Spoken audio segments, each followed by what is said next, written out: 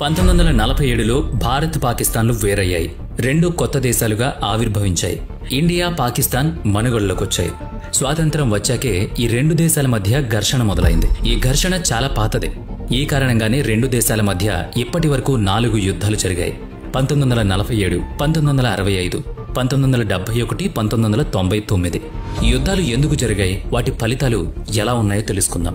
India, పాకిస్తాన్ల మధ్య మొదటి యుద్ధం స్వాతంత్రం వచ్చిన వెంటనే జరిగింది. ఈ యుద్ధాన్ని మొదటి కాశ్మీర్ యుద్ధం అని కూడా అంటారు. ఎందుకంటే ఈ యుద్ధం జమ్మూ అండ్ కాశ్మీర్ కోసం జరిగింది. 1946 నుంచి 1947 వరకు ముస్లిం నేషనలిజం బలంగా ఉండేది. ఆల్ ఇండియా ముస్లిం లీగ్లోని కొంతమంది పెద్దలు సెపరేట్ దేశం కోసం డిమాండ్ చేశారు. ఈ కారణంగా హిందూ ముస్లింల మధ్య అనేక ఘర్షణలు చెలరేగాయి. దీంతో దేశ విభజన నిర్ణయం జరిగింది. ఈ విభజనలో కాశ్మీర్ను ఏ దేశంలో భాగం చేయాలనే విషయంలో అనేక ఘర్షణలు చోటు చేసుకున్నాయి. జమ్మూ కాశ్మీర్ ప్రిన్స్లీ రాష్ట్ర మహారాజు హరిసింగ్ మొదట్లో రెండు దేశాల్లో కలిసేందుకు ఆసక్తి చూపించలేదు. ఇదొక ముస్లిం రాజ్యమని, ఇండియాలో చేరడానికి సిద్ధంగా లేదని చెప్పాడు. పాకిస్తాన్లో చేరితే సిక్కులు, ఇతర మతాల వారు ఇబ్బంది పడతారని చెప్పాడు. ఇక్కడ రెండు పార్టీలు డామినెంట్ గా ఉండేవి.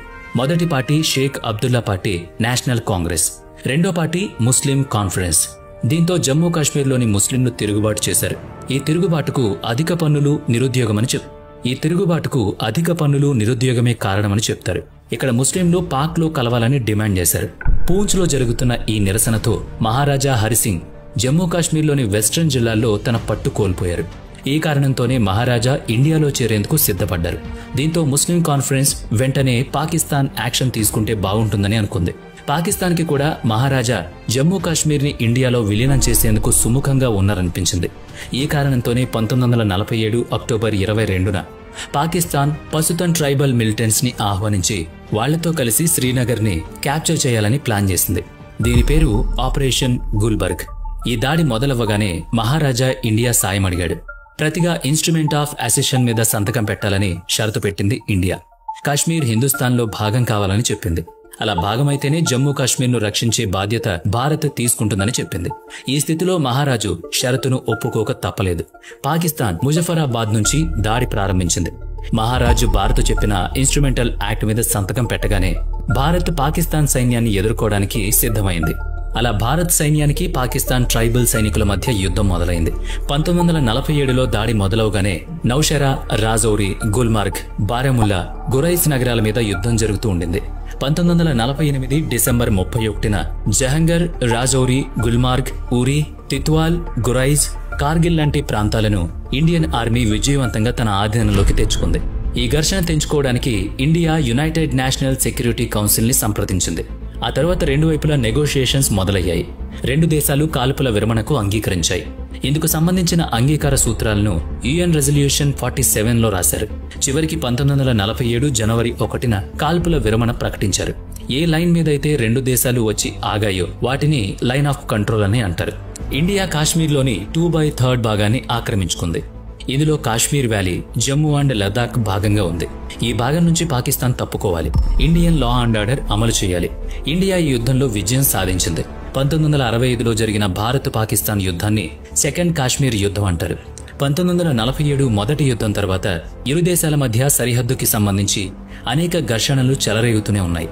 కాశ్మీర్లోని కొంత ప్రాంతాన్ని పాకిస్తాన్ తమదిగా చెప్పుకోవడంతో పాటు గుజరాత్లోని రాన్ ఆఫ్ కచ్ మీద కూడా తమకి అధికారం ఉందని వాదన చేసేది. 1965లో విల్సన్ ఇరు దేశాల మధ్య ఒక ట్రిబ్యునల్ సెటప్ చేశారు. వివాదాన్ని పరిష్కరించడానికి ప్రయత్నించారు. 1962 భారత్ చైనా వార్లో భారత్ ఓడిపోవడంతో ఇండియన్ ఆర్మీ కాశ్మీర్ని ఓడించలేదని పాకిస్తాన్ భావించింది. దీంతో పాకిస్తాన్ మరోసారి కాశ్మీర్ మీద దాడి చేయడానికి సిద్ధపడింది. అలా యుద్ధం మొదలైంది. 1965 ఆగస్టు 5న Pakistan troops line of control ని దాటాయి. వీళ్ల ఉద్దేశం కాశ్మీర్లోని స్థానికుల్ని భారత్ ప్రభుత్వానికి వ్యతిరేకంగా చేయడం, అలా కాశ్మీర్ మీద ఆధిపత్యం సాధించడం. పాకిస్తాన్ దీనికి ఆపరేషన్ గిబ్రాల్టర్ అని పేరు పెట్టింది. కానీ పాకిస్తాన్ ఆర్మీ పథకం ఇక్కడ సఫలం కాలేదు. ఆపరేషన్ గిబ్రాల్టర్ ఫెయిల్ అయింది. సెప్టెంబర్ 1న పాకిస్తాన్ ఆపరేషన్ గ్రాండ్ స్లామ్ మొదలుపెట్టింది. వీళ్ల ఉద్దేశం జమ్మూలోని అకునూర్ని ఆక్రమించడం.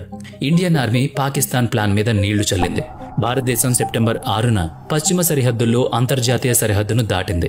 సెప్టెంబర్ 6న భారత సైన్యం యొక్క 15వ దళాధిపతి విభాగం 2వ ప్రపంచ యుద్ధంలో అనుభవజ్ఞుడైన మేజర్ జనరల్ నిరంజన్ ప్రసాద్ ఆధ్వర్యంలో ఇచిగిల్ కెనాల్ సమీప ఒడ్డుకు సమీపంలో పాకిస్తాన్ భారీ ఎదురుదాడితో పోరాడింది. 8 సెప్టెంబర్ 1965న జోధ్పూర్ నుంచి 250 కిలోమీటర్ల దూరంలో ఉన్న వ్యూహాత్మక కుగ్రామమైన మునాబావో వద్ద రాజస్థాన్ ఆర్మడ్ ఫోర్స్ ని బలోపేతం చేయడానికి 5 మరాఠా లైట్ ఇన్ఫాంట్లను పంపారు. సెప్టెంబర్ 10న మునాబావో పాకిస్తాన్ చేతుల్లోకి వచ్చాడు. వ్యూహాత్మక పాయింట్ను స్వాధీనం చేసుకునే ప్రయత్నాలు విజయవంతం కాలేదు. సెప్టెంబర్ 9 తర్వాతి రోజుల్లో 2 దేశాల ప్రీమియర్ ఫార్మేషన్లు అసమాన యుద్ధాల్లో మగ్గిపోయాయి. సియాల్కోట్ వైపు భారత దాడి ప్రారంభించింది. ఇది 2 భాగాలుగా విభజించబడింది. పాకిస్తానీ 6వ ఆర్మర్డ్ డివిజన్ చావిండా వద్ద బలవంతంగా వెనక్కి వచ్చింది. దాదాపు 100 ట్యాంకుల భారీ నష్టాన్ని చవిచూసిన తర్వాత వాళ్లు ఉపసంహరించుకోవాల్సి వచ్చింది. పాకిస్తాన్ మొదటి సాయుధ విభాగం ఖేమ్కరణ్ను దాటలేదు. 2 దేశాలు మరొకరి భూభాగాన్ని కలిగి ఉండడంతో యుద్ధం ప్రతిష్టంభన దిశగా సాగుతోంది. భారత సైన్యం యుద్ధభూమిలో 3000 మంది మరణాలను చవిచూడగా పాకిస్తాన్ 3800 మందిని చవిచూస్తుంది. భారతదేశం ఆక్రమించిన భూభాగం ప్రధానంగా సారవంతమైన సియాల్కోట్, లాహోర్ మరియు కాశ్మీర్ సెక్టార్లో ఉంది. అయితే పాకిస్తానీ భూభాగాలు ప్రధానంగా సింధ్ ఎదురుగా ఉన్న ఎడారుల్లో మరియు కాశ్మీర్ సమీపంలోని చుంబ్ సెక్టార్లో ఉన్నాయి. యుద్ధం సమయంలో భారతదేశం మరియు పాకిస్తాన్లు రెండింటికి సంబంధించిన రాష్ట్రాల గురించి అనేక రకాల అంచనాలున్నాయి. కాల్పుల విరమణ ప్రకటించినప్పుడు పాకిస్తాన్పై భారత్దే పైచేయి అని చాలా మంది చెప్పారు. పాకిస్తాన్ భారత్ల మధ్య అతిపెద్ద యుద్ధం 1971లో జరిగింది. ఈ యుద్ధంలో బంగ్లాదేశ్ విముక్తి ప్రధాన అంశంగా నిలిచింది. 1971 డిసెంబర్ 3 సాయంత్రం మొదలైన యుద్ధం డిసెంబర్ 16, 1971వ తేదీన పాకిస్తాన్ ఓటమితో ముగిసింది. ఈ యుద్ధంలో భారత సైన్యం, బంగ్లాదేశ్ సైన్యం కలిసికట్టుగా పాకిస్తాన్ సైన్యంతో పోరాటం చేయడం విశేషం. 1971వ సంవత్సరపు భారత-పాకిస్తాన్ యుద్ధం భారతదేశం, పాకిస్తాన్ మధ్య జరిగిన ఒక సైనిక ఘర్షణ.